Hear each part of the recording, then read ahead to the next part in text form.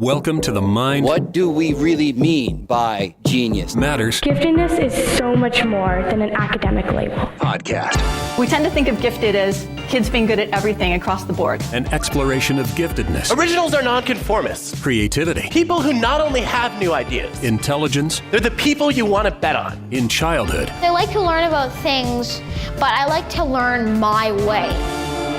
And beyond. This is the Mind Matters Podcast. Hey everyone, welcome to the Mind Matters Podcast.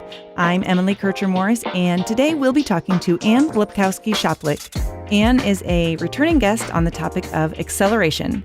Today we're going to be focusing on the pros and the cons of early enrollment in kindergarten, and also give some implementation techniques to give bright kids a head start through that process.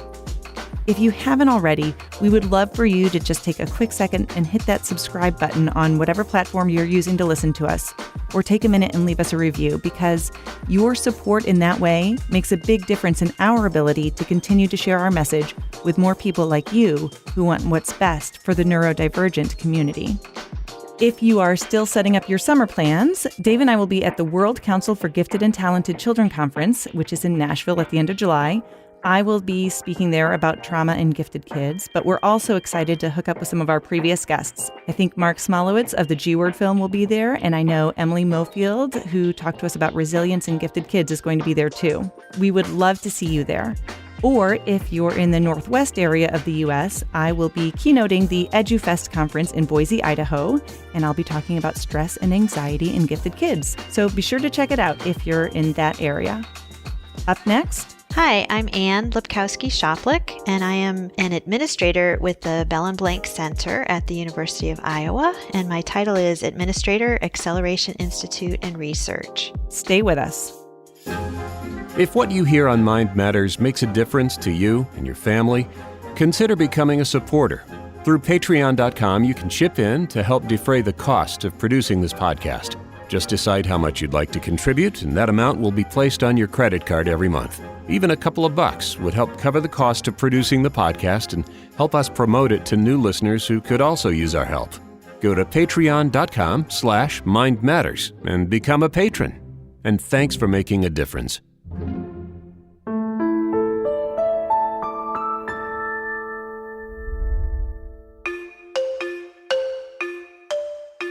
More and more today, a solution being considered for academically advanced kids is acceleration.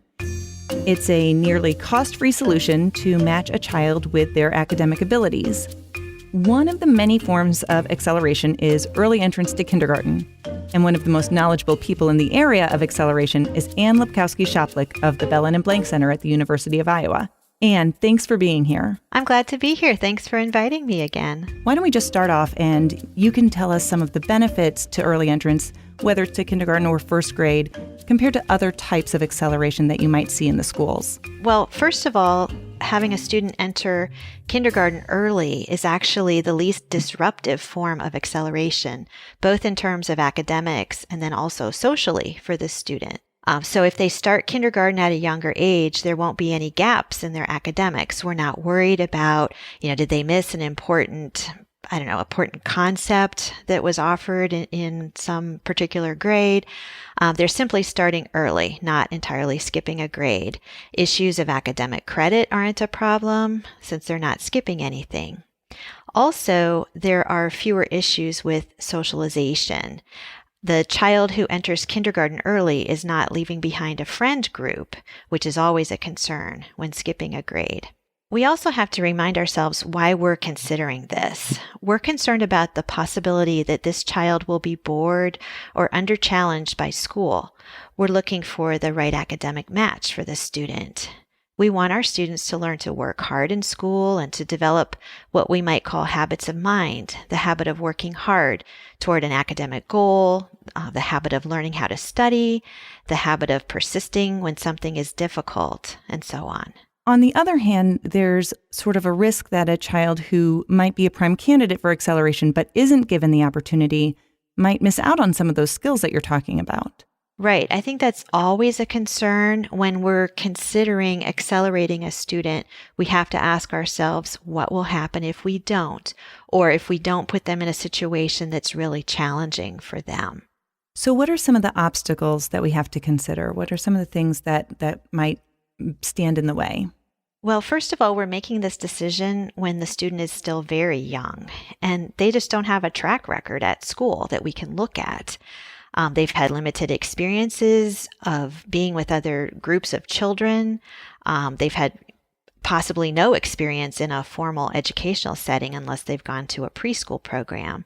We don't have lots of grades. We don't have lots of test scores to look at. And then another thing that makes us really nervous when we're talking about such young children, this decision has long-term consequences. It's difficult to change our minds or to reverse course. Yeah. Also, preschool teachers and many kindergarten teachers don't have any training about gifted children, let alone early entrance to kindergarten. They might be really hesitant to even consider early entrance if this is the first time they have encountered it. So a parent who's done some research online might already have a lot more knowledge about early entrance to kindergarten than the teachers that parent is talking to. The differences from teacher to teacher can be huge, but so can the rules and policies from district to district or even state to state. Some states actually specifically prohibit early entrance to kindergarten. Right. Another thing to be aware of is that some schools are required to accept children who have completed first or second grade in another school, regardless of how old the child is.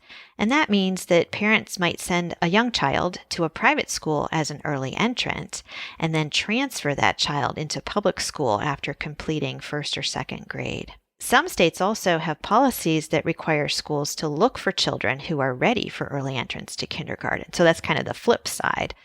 And they might have a specific set of steps to go through, along with specific deadlines that parents need to meet if they're considering early entrance to kindergarten. There are some cautions, too, for people who are thinking about early entrance to kindergarten. That young child's small motor skills and large motor skills might be perfectly age appropriate, but they'll likely be behind the other children in the class. So that child who enters kindergarten early might need some extra help with small motor activities such as cutting with scissors or writing or drawing.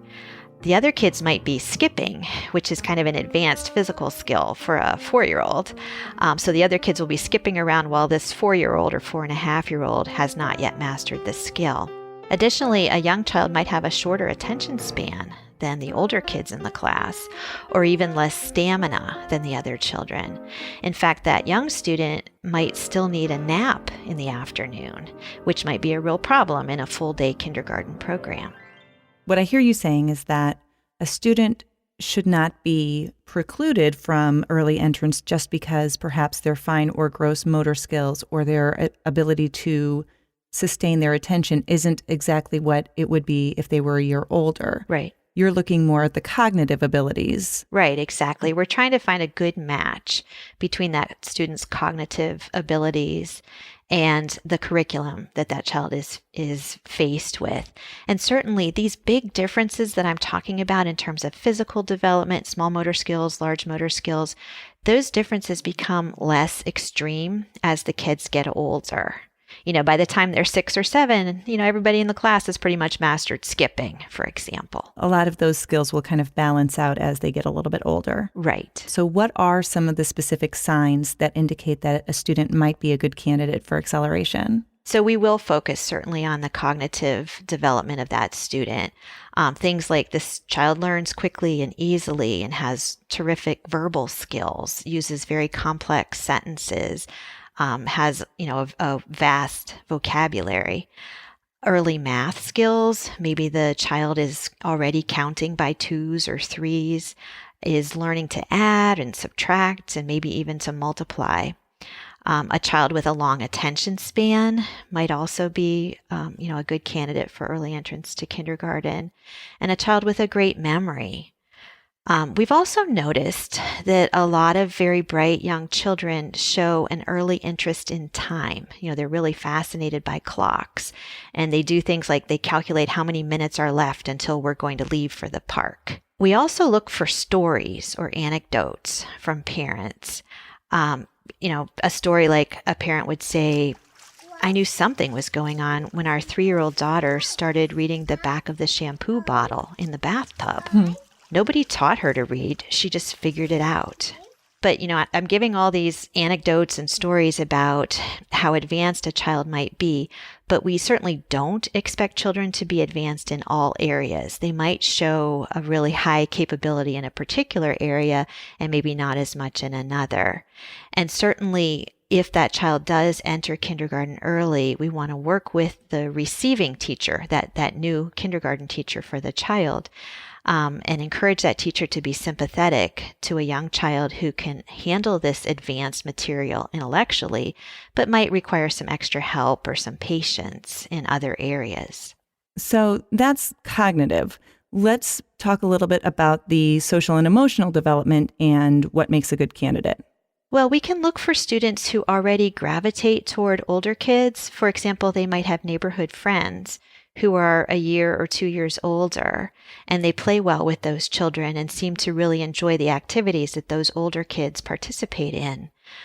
These young students also should be able to get along with adults and to be comfortable separating from their parents and going, with a group of kids to, into a formal setting that's led by another adult. They're still emotionally, though, a young student, so they might have trouble sharing. They might get tired more easily. I've mentioned that the child might have less stamina than the older children in the class, and that might mean that this young child will get frustrated more easily or will get upset more quickly than the other children. And that might just be an appropriate developmental phase, but it's certainly, again, something to be aware of. I know one of the concerns that parents have about their kids socially and emotionally isn't so much about what's going on at the time that they are accelerated, but more about what it will be like for them when they graduate high school, when they're maybe 16 or 17 years old. Well, that is definitely a valid concern, and early entrance to kindergarten has long-term consequences. And it's important for people to sort of process the thinking about that. So we have to be conscious that we might have a younger child in the lunchroom talking about, some more advanced topics, or they're on the bus with older kids that are talking about things that maybe aren't quite age appropriate. Certainly as kids get into middle school and they're going through a lot of physical changes, our early entrant to kindergarten is going to be behind the other kids. And, again, these are all things to be aware of. At the same time, we have to balance why, again, are we making this decision? Why are we allowing or encouraging this student to move forward academically? And how can we support this child in the other ways, in the social and emotional development? And certainly, as parents are thinking about whether it's early entrance to kindergarten or whether it's skipping a grade or skipping 2 grades sometime in the schooling, in the years of schooling, it's good for people to be aware that these students are going to be ready for college at a younger age than typical. So are they going to go away from home at the age of 16?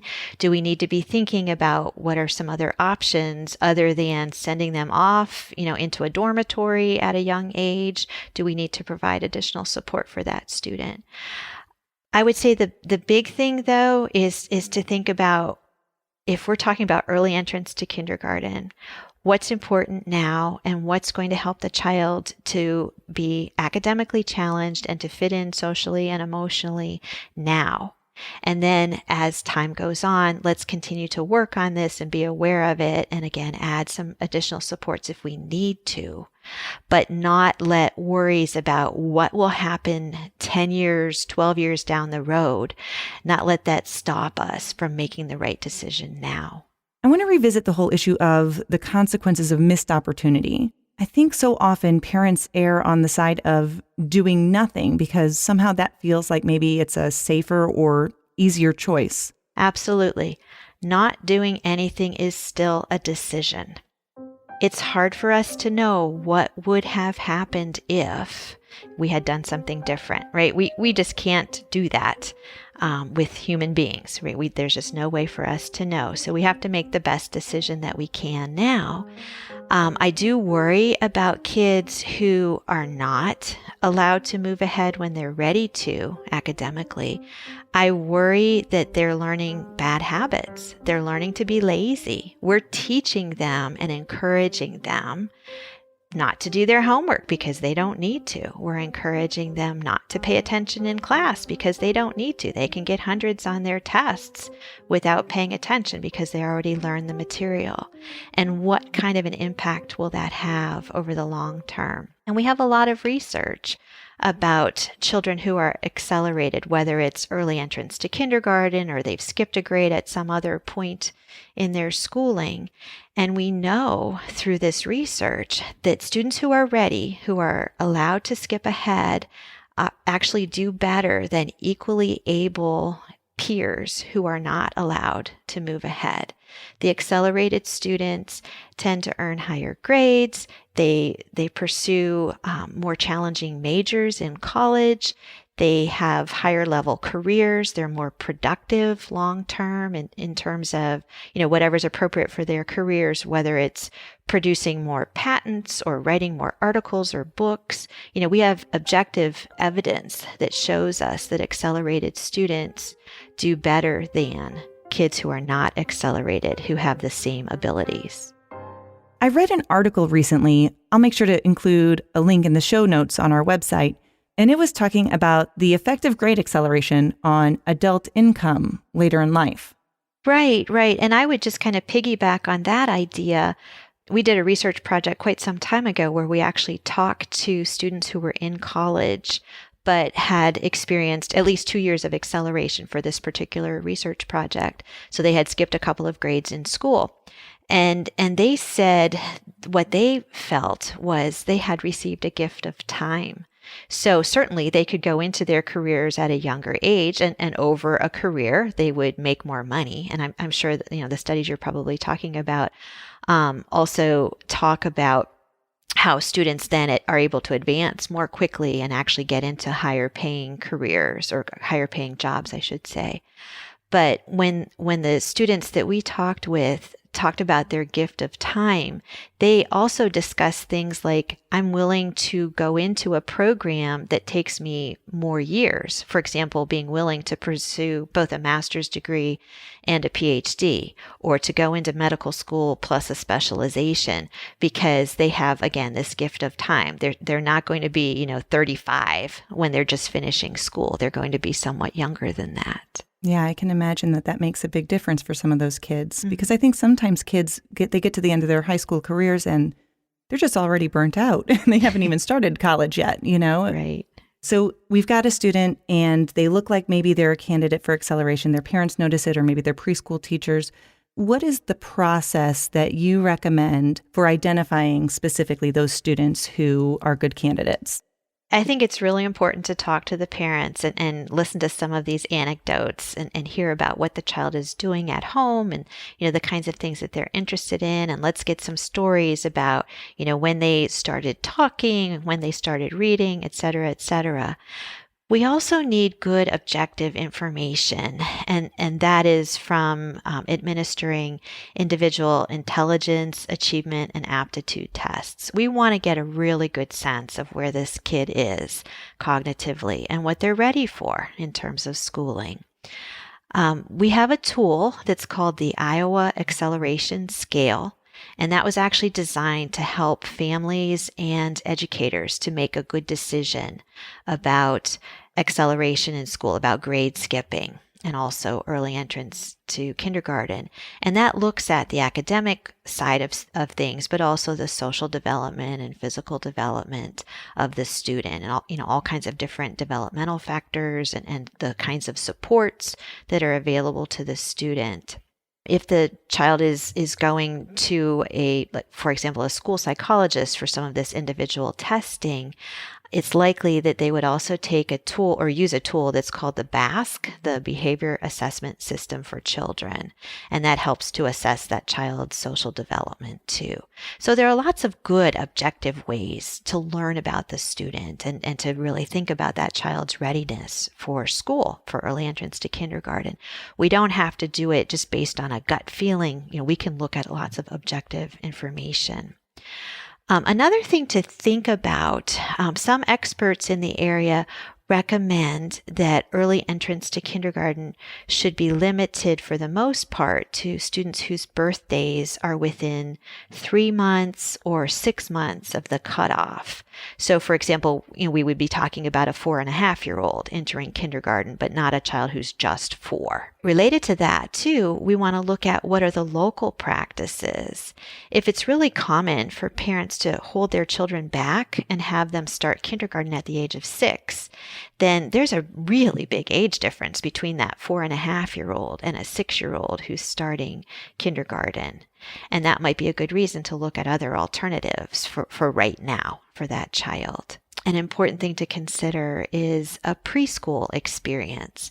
If you're looking for early entrance to kindergarten, we want to see how the kids do in a situation with an adult who's not a parent, and give them an opportunity to share an adult's attention with other kids and to be able to sit still for periods of time and to have a chance to learn about school routines. So those kinds of things help them to be better prepared to be kindergartners. One of the things you mentioned as a potential stumbling block is when a school just isn't receptive to the concept of acceleration. What would you recommend a parent do to help prepare for that, or to convince a school to consider early entrance for their child? I would say do your homework. We have lots of resources that are available. One of the main things to look at is the Acceleration Institute website, and that's accelerationinstitute.org. There's even a special section about early entrance to kindergarten. And understand that as you're talking with people in the school system, this might be all very new to them. They might not have had that experience before. So it's an opportunity for them to learn, but it's an opportunity for you to be in a position where you need to be a little bit patient with the other folks, right? You want to allow them the opportunity to learn about this information and to weigh it and to think about how it's going to work in their particular school system.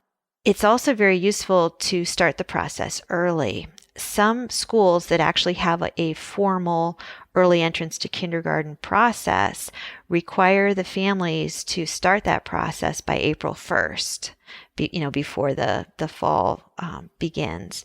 So parents would have to make that request for consideration for early entrance to kindergarten by April 1st.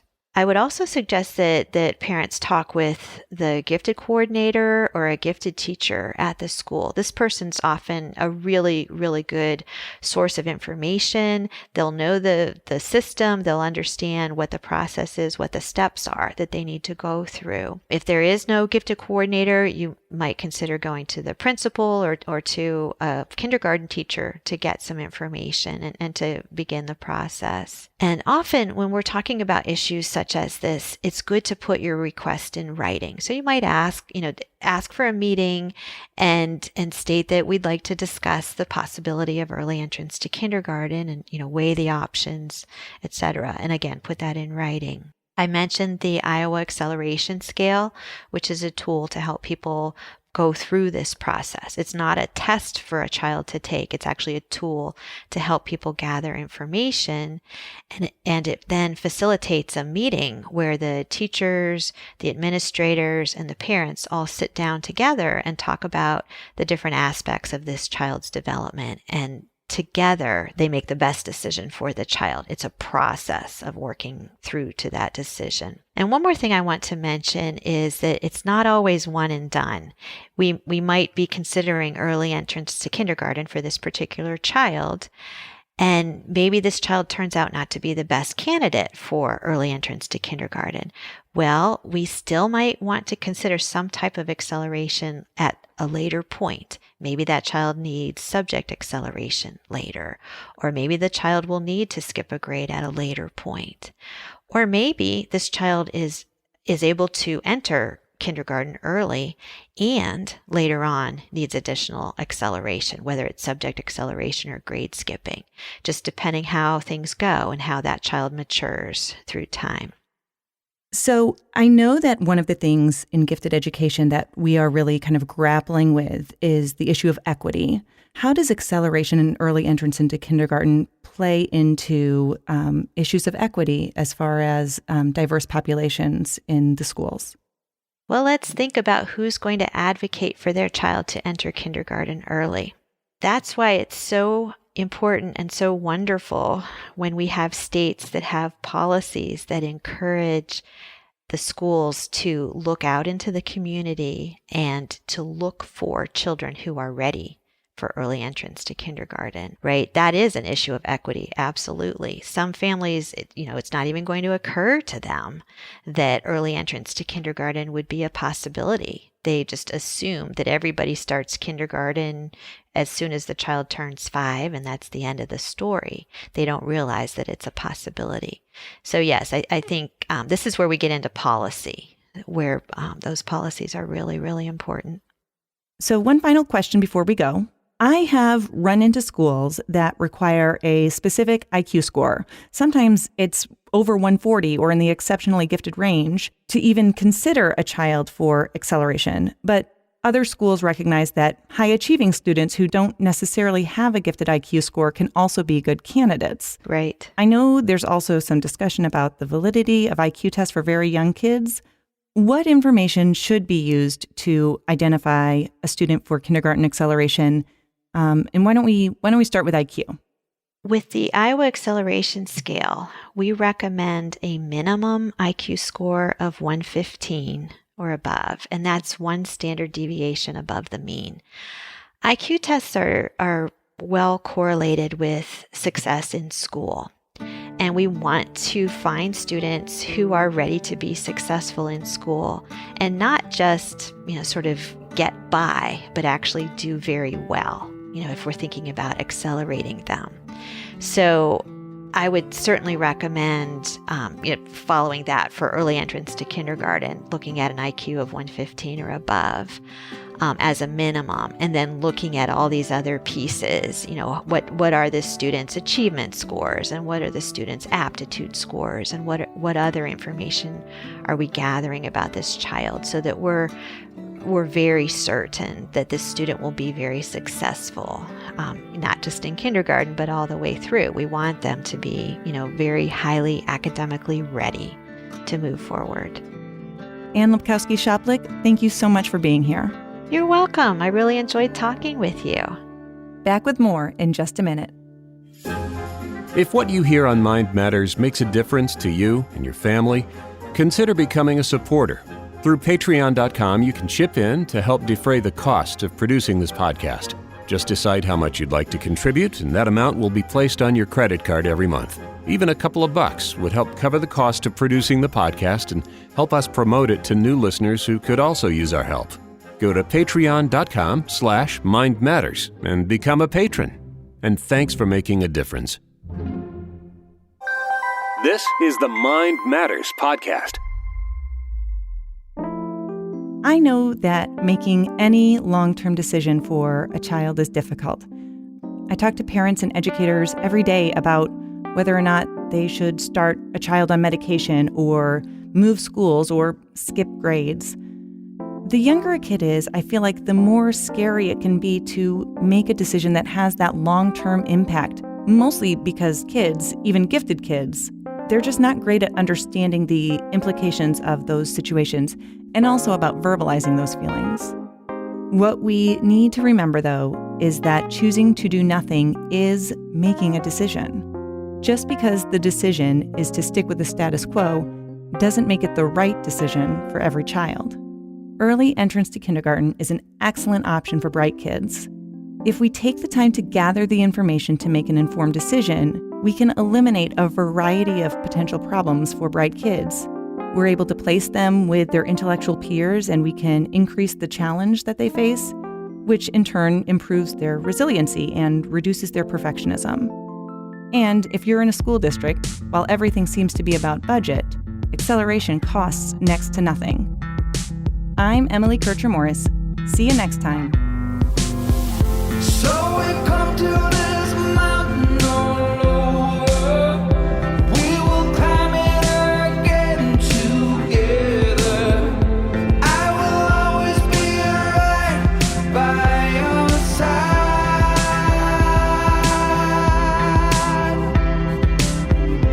And whatever this world throws our way, if the wolves come howling, I'll keep them at bay. I will always be right by your side. We'd like to thank Anne Lupkowski-Shoplik for appearing on today's episode. If you want to know more about acceleration, you can go to the Belin-Blank Center's Acceleration Institute website at accelerationinstitute.org. While you're online, check out our website, mindmatterspodcast.com, where you can listen to past episodes, get in touch with us, or check out our social media pages. You could even be part of our success by making a small monthly contribution to Mind Matters on a credit card through Patreon. You can get there through our website or go to patreon.com/mindmatters. The executive producer of Mind Matters is me, Dave Morris. And for Emily and the entire monumentally prodigious staff, it's just us. Thanks for listening. And whatever this world throws our way, if the wolves come howling, I'll keep them at bay. I will always be right by your side. Mind Matters is a production of Morris Creative Services.